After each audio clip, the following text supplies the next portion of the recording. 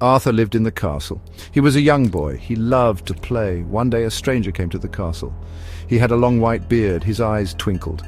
The stranger's name was Merlin. Arthur was curious about Merlin. He wanted to know everything. Merlin smiled at Arthur. He knew the boy was special. Merlin became Arthur's teacher. He taught Arthur about many things. He taught him about the stars and the trees. Arthur loved to learn. He listened carefully to Merlin's stories. He asked many questions. Merlin was happy to answer. They spent hours in the forest. Merlin taught Arthur about the animals. He taught him about the plants. Arthur was a quick learner. Arthur had an older brother named Garth. Garth was strong and athletic. He was good at fighting. Arthur was not as strong, but Arthur was kind and gentle. He cared about others. He wanted to help people. Merlin said these were the qualities of a true king. Garth laughed at Arthur. He did not understand. Merlin told Arthur not to worry. He said true strength comes from within. One day Arthur found an injured falcon. Its wing was hurt. Arthur gently picked it up. He took it back to the castle. Arthur cared for the falcon every day. He fed it and cleaned its wound. Slowly the falcon began to heal. Arthur was so happy.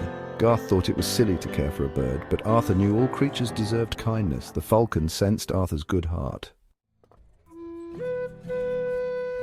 When Arthur turned 13, he became Garth's squire. This meant he had to serve Garth. He had to help him get dressed and clean his armor. Arthur didn't mind. He knew it was his duty. He was always respectful to Garth, even when Garth was unkind. Merlin watched Arthur closely. He was proud of Arthur's dedication. He knew Arthur would make a great leader one day. One day, Merlin took Arthur to a lake.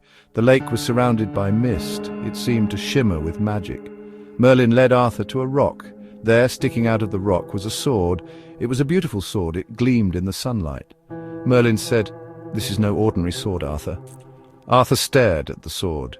He had never seen anything like it. He reached out and touched the hilt. It felt warm beneath his fingers.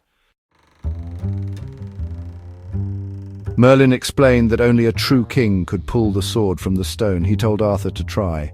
Arthur was nervous, but he stepped forward. He took a deep breath and grasped the sword. He pulled with all his might.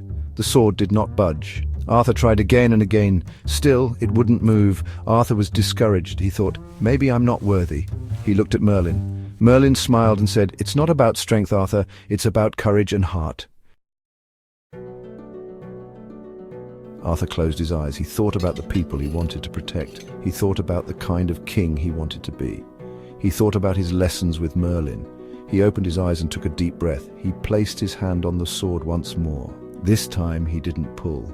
He simply held the sword. He felt a surge of warmth flow through him, and then slowly, the sword began to move. It slid out of the stone with ease. Arthur held the sword aloft. Sunlight glinted off its blade. Arthur looked at Merlin. He didn't understand how he had done it. Merlin smiled.